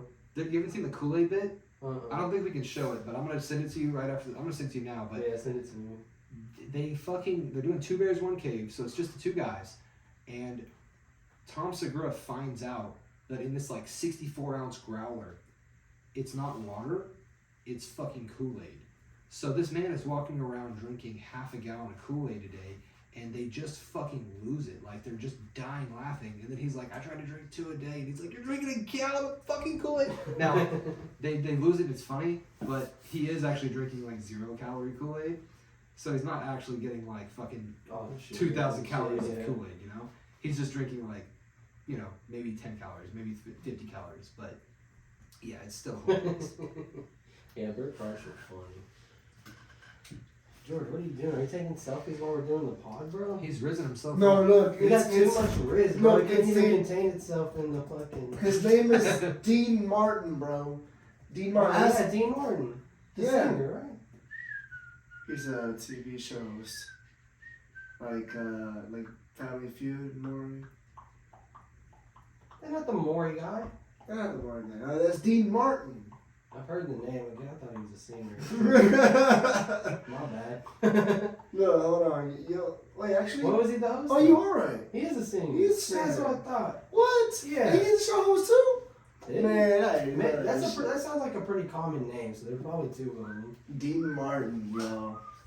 I was watching a Christmas episode show in one of his older videos, 1968, 1969.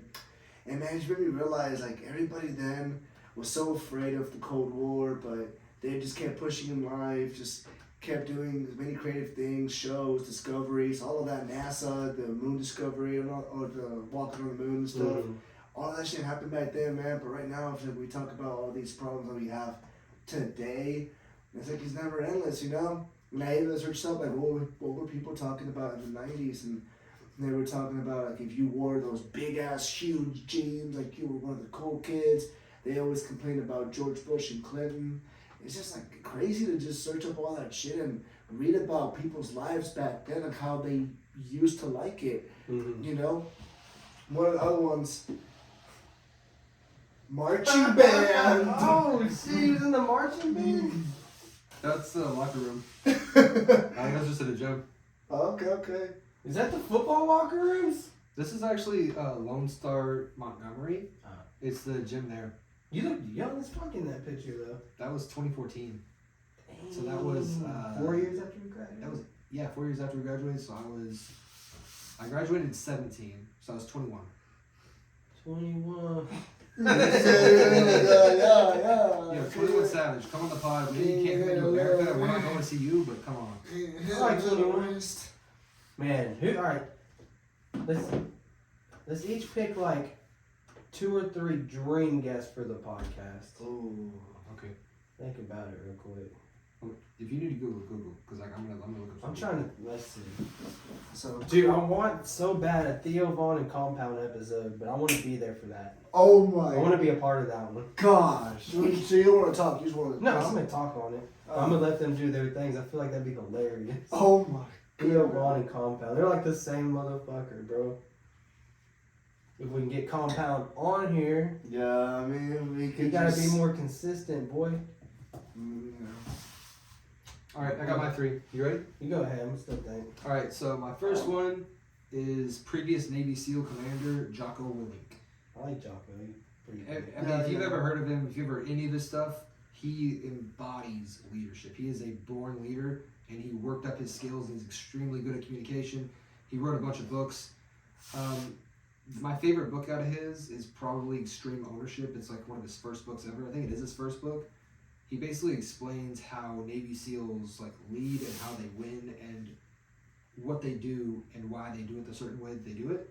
And his whole founding philosophy in life is the more disciplined you are, the more freedom you have. And the less disciplined you are, the less freedom you have. So discipline equals freedom. If you are disciplined, you have freedom. If you're not disciplined, you might not think you're not free, but like let's say you're not disciplined in your diet. You are a slave to the bad food in your life.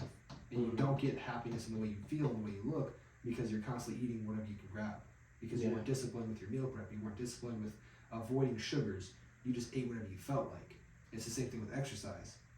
You weren't disciplined. You went going to the gym on the day you're supposed to. And he kind of says that motivation is useless because motivation can run out if it's cold outside and it's raining and you're supposed to go for a run. If you're disciplined. I've heard a lot of like super successful people say that. Well, But they think don't about believe in anybody motivation. successful. Like, the other people aren't communicating it to you, they're just winning. He's actually taking the time to break it down and say, this is how we won. You know who I actually heard say that? Elon Musk.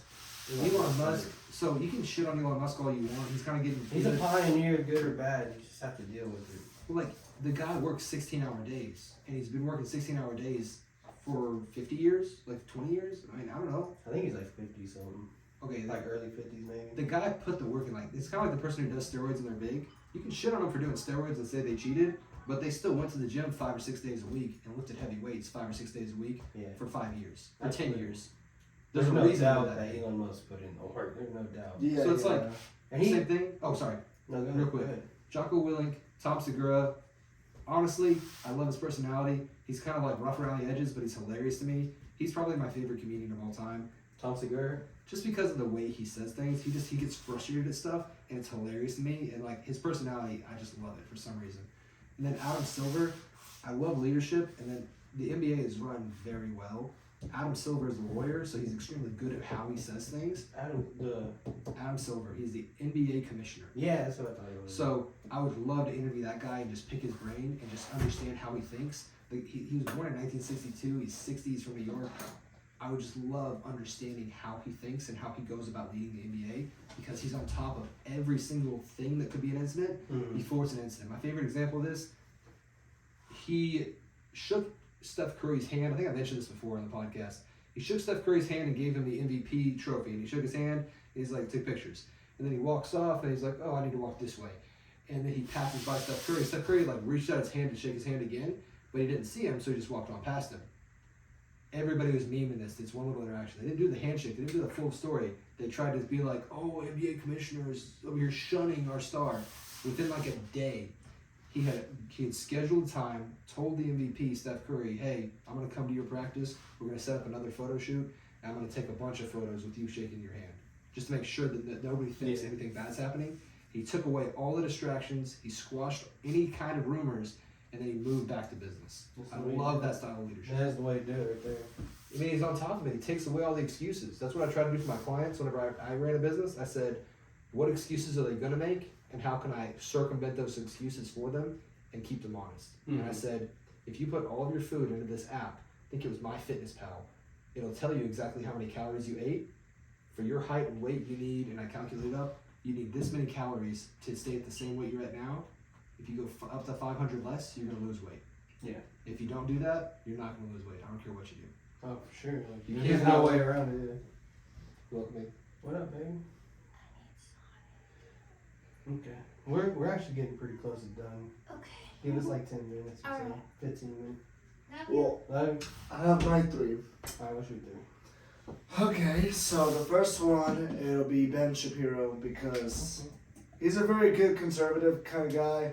Very informative. I like to hear him. The way he talks is very direct. A little too more direct for my liking, but I'll get used to it. He's an attorney. That might be the same as a lawyer, but it says American attorney. It might be different.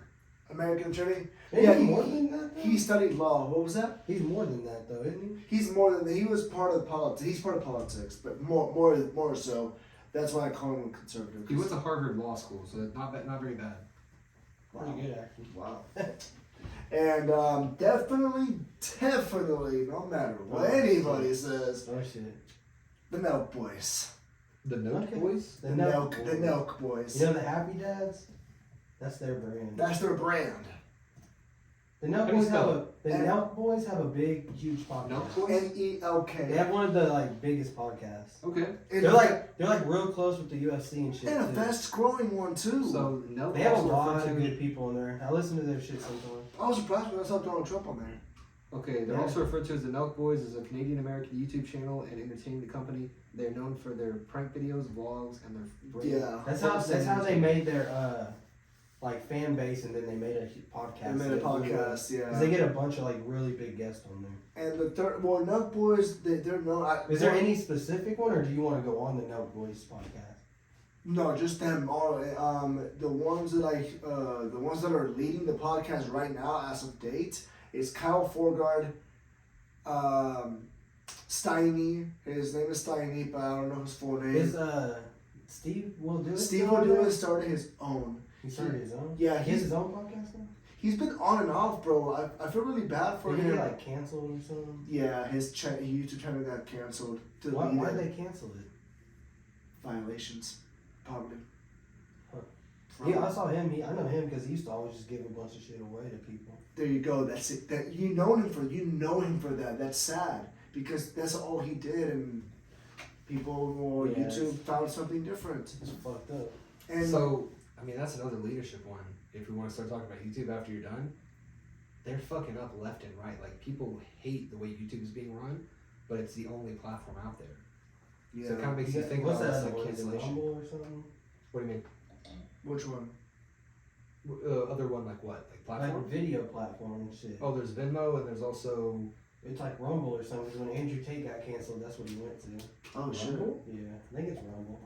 And you know, Sorry, I cut you off. If Who's you your wanna third go one? with your my third one, if he was alive, Oh, Oh, that's a good. Okay, let's hear it. if he was alive, I don't know if y'all know him, but I follow philosophy. I've been following philosophy for a long time. This person has got me through many tough times with his lectures and the quotes he has given.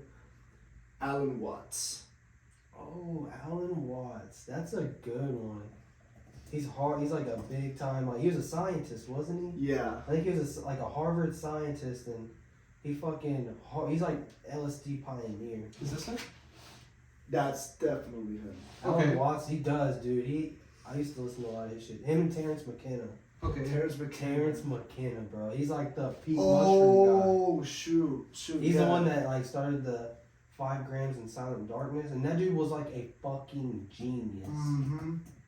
Ironically enough, he died of a brain tumor, but they don't think it's from the mushroom, but who knows? He did a lot of mushrooms. That's what happened to one of the lead singers or guitarists in Pink Floyd, Sid Barrett. He just did a bunch of LSD to the point where, and we talked about this in the podcast with Jordan on there, and he just became schizophrenic because of that. So I guess he died of something with the brain. Psychedelics aren't bad, but it's just moderation. I mean, you can overdo it. And You yeah. absolutely can overdo it. Could you explain You're more not gonna about die or Alan Watts? nothing. It's just Mm-hmm. Could you explain more about Alan Watts? I saw here that he is known for interpreting and popularizing Japanese, Chinese, and Indian traditions of Buddhist, Taoist, and Hindu philosophy for Western audiences. What did you find him from? Like, how did you find out about him? And what? I'm pretty sure he was like a professor or a scientist or something. So I And found he's like an LSD pioneer. right. So He's I like, go ahead, my bad. Go ahead. no, you're good, brother. Cut off like 6 times or something. So I found Alan Watts through Stoic philosophy. One of the main leaders of Stoic is Aristotle, Marcus Aurelius, and Seneca. But when I figured out who Alan Watts was, he was more in the 70s, 80s culture, so more modern, more closer to us. And he just talked about how to kill the ego. And when I figured me and Eric did LSD and he got me into it for the first time, he told me like, this is the best you ever get. I said, all right, let's do it. And it killed the ego, like how it was supposed to do, ego death. And after that, I got into more about him because it just resonated with the way that I was thinking during the time of the trip. And everything he said made sense. Now, for other people, it may not make sense because they haven't reached that level of spirituality. And that's another thing, is that if you're not at the level of spirituality as the person next to you, you're not going to get the references that they're talking You're not going to to understand where they're coming from. Exactly. It's okay to be on like opposite opinions and shit, but it doesn't make you apathetic. Like it doesn't mean you can't see it from their side. You just can't see it from their side, if that makes sense. Like you cannot, their experience, you can't see it as an empath because you ain't there yet. holy shit. This just triggered one of my mushroom trips that I completely forgot about. Oh shit. That I think was very crucial in my life. Mushroom Trip Matthew is just bringing it. Shit. Alright, I think this was at Jacob's when he lived in Cleveland. Man, I can't believe I forgot about this because this was a big one. This trip really helped me like care for people more and be more sympathetic and really understand people and just want the best for everybody and not yes. I don't remember the whole trip. I just remember it's after everyone went to bed and Jacob took it, but he was off in his room tripping balls, playing with his clothes and shit. But anyway, I remember sitting in the bathroom and I was just bawling. I was crying my eyes out. And I was like, I just remember like, fuck everything else. I just want my family and friends to be okay. I just want everyone to have a good life. And I just want, the best for everybody. And that's all I fucking care about now. Like, that changed. I can't believe I forgot all about that. That was such an intense trip. Well, even if you forgot about that, like, just from knowing you, that's how you act. Like, you genuinely, every time I hang out with Eric, I feel like Eric is full of love and happiness, and he wants everybody around him to feel that too. Like, even if you forgot that one trip or that one moment, the exact message, you definitely still embody that every day, I feel like. I try. I just, I understand people more. I was never like an asshole. I feel like I was always a nice guy. This is empathetic Eric mode. But I just feel like that took it to like a whole different level. It just helped me understand more. And like, I feel like that's the main thing on earth is just caring for other people and loving and helping one another, Yeah. I mean, I've read a couple back of... to you. Huh? It'll return back to you. Absolutely. For sure. I think I've always been a fan of like reading books to try to make myself more marketable or better. And I think the main theme out of most of the books that I've read in communication, at least, is think of things in terms of what the other person wants instead of in terms of what you want. For example, for sales, if my goal is to sell more alcohol as a restaurant waiter, I should not think of things in terms of what I want, how much money I can make if they buy more alcohol, because everyone would be like, please buy more alcohol. I don't want to buy more alcohol now if you say that to me. Yeah. What do I want to think of in terms of like what you want? I say, hey, this tastes great. I love it. I'm pretty sure you'll love it too. And it's like, oh, I'll try it out. Or like, oh, I hate pink lemonade. Do you have anything else? And it's like, well, if you don't like pink lemonade, the next most popular is this margarita. And then all of a sudden, I'm thinking in terms of what you want instead of in terms of what I want. And that you can apply that to every aspect of communication. Absolutely. If I want my business to grow, how can I help your business grow? And how can I network with you so that we both succeed? It's kind of like Joe Rogan is always talking about with his feast mentality. We can all win, and we can all win harder together, versus famine mentality. I need to guard all my secrets from you guys because I don't want you winning, because only I can win. and that's how these businesses get so big, because the stuff that the owners and shit don't know how to do, they pay people that are professionals in that area, and that's how they take them steps up, because they're hiring someone that is more knowledgeable and better at it than them. Absolutely. Because CEO, they can't do everything. And you can, but then you'll stay small, and then you'll be too busy, and it's going to affect your home life and all that shit. Oh, That's where most businesses fail. They can't expand from the small to medium level. You have to hire others that are more knowledgeable in areas. And they don't even have to be more knowledgeable in areas. They just have to be able to do something that you don't have the time to do or something, you need help. And you hire them for the help. That's Did how they you work. mention all three of your guys? Yeah, so What were those three? Run your three, just real quick. Alan Watts, Ben Shapiro, and Nelk Boys.